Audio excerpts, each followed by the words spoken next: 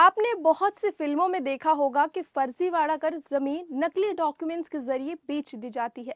लेकिन अब ऐसा ही मामला असल जिंदगी में भी देखने को मिला है, जहां एक गिरोह ने जॉली एलएलबी 2 फिल्म से प्रेरित होकर फर्जीवाड़ा कर नकली डॉक्यूमेंट्स बनाकर जमीन बेच दी है।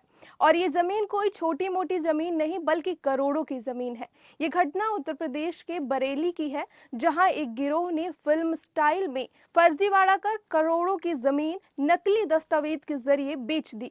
बताया जा रहा है गिरोह ने बॉलीवुड के फिल्म जॉली एलएलबी 2 से प्रेरित होकर इस धोखाधड़ी को अंजाम देने की योजना बनाई और 1 साल तक उस व्यक्ति की जानकारी जुटाकर नकली दस्तावेज तैयार किए जो इस दुनिया में ही नहीं है। जी हाँ, इस गिरोह ने 1 साल तक मरे हुए व्यक्ति की जानकारी इकट्ठा कर नकली डॉक्यूमेंट्स तैयार किए। आपको बता दें, ये घटना बरेली की बिहारीपुर इलाके की है, जहां 21 साल पहले संतोष टंडन नामक व्यक्ति की बीमारी के कारण मौत हो गई थी। संतोष टंडन का परिवार 2013 में लखनऊ शिफ्ट हो गया था और उनके पास फरीदापुर चौधरी में 10 बीघा जमीन थी।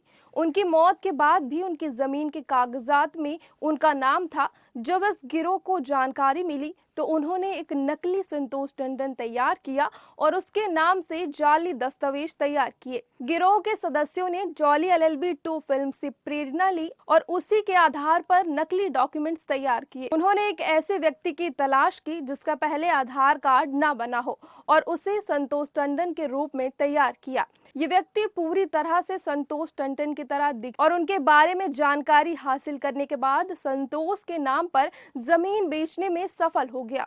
इसकी जानकारी मिलते ही संतोष टंडन की बेटी प्रियंका ने 23 नवंबर को इज्जत नगर थाने में उसने बताया कि उसके पिता की मृत्यु के बाद जमीन माफियाओं ने उसकी जमीन बेचने के लिए नकली पेपर तैयार किए और नकली संतोष टंडन को पेश किया। प्रियंका की शिकायत पर पुलिस ने मामले की जांच शुरू की और 8 लोगों के खिलाफ मुकदमा दर्ज किया और बबलू कश्यप, ख्वाजुद्दीन और नकली संतोष टंडन, जिसका असली नाम राजदीप है, इन तीनों को पुलिस ने गिरफ्तार किया।